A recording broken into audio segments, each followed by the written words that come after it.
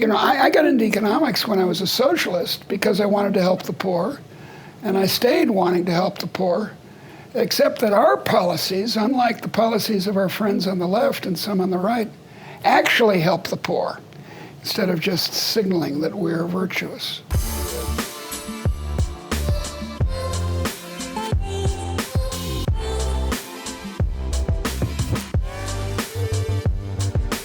Deirdre McCloskey, thanks for joining me. Very glad to. You call yourself a Christian libertarian. I do. What on earth is that all about? Well, you could also call it a bleeding heart libertarian, or liberal, as I prefer. I think we ought to take back the L word. But in any case, it means that you care about the poor. And of course, really, most libertarians do. If they're kind of Randians, they tend to get off on, I've got mine, to heck with you.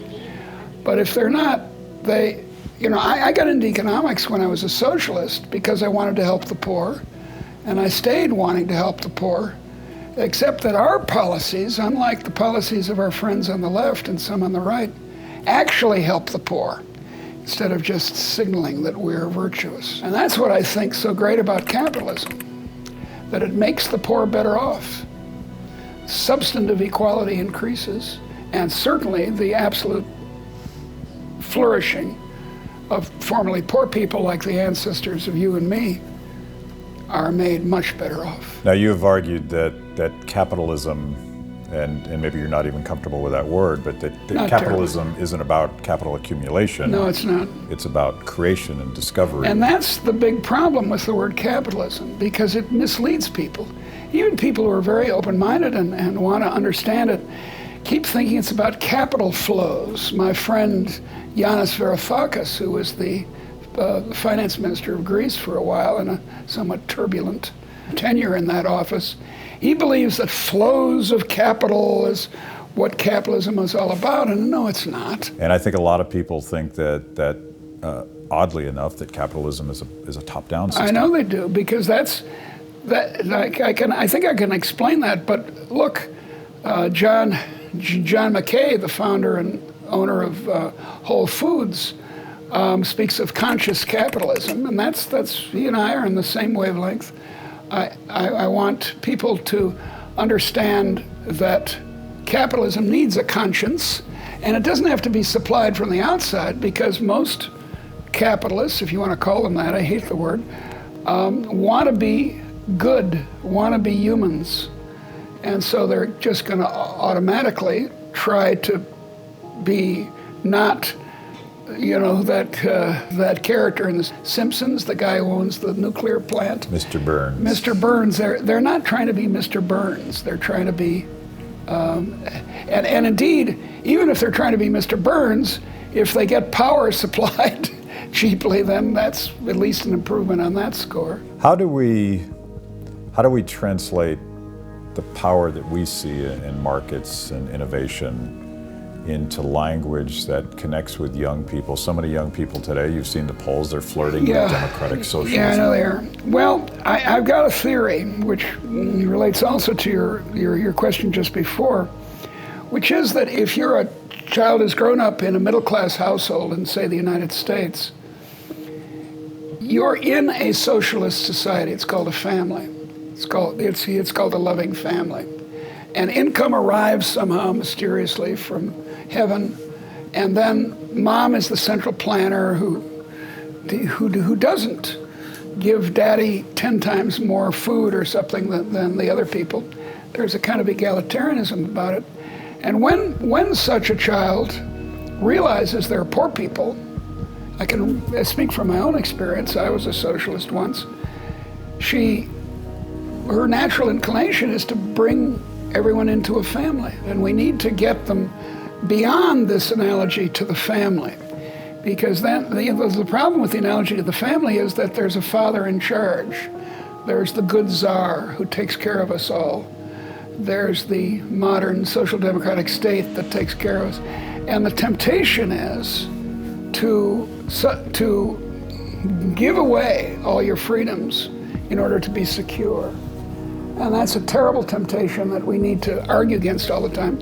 Because you and I believe that a flourishing human is one who is free and is independent and is able to, is not sort of this baby crying for her mother. If a child grows up on a farm or participating in a small business, she learns where meat comes from. She learns market prices. She learns profit and loss.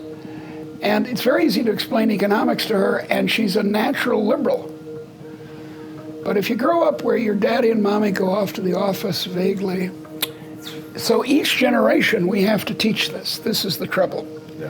The people come out of adolescence natural socialists in a modern economy.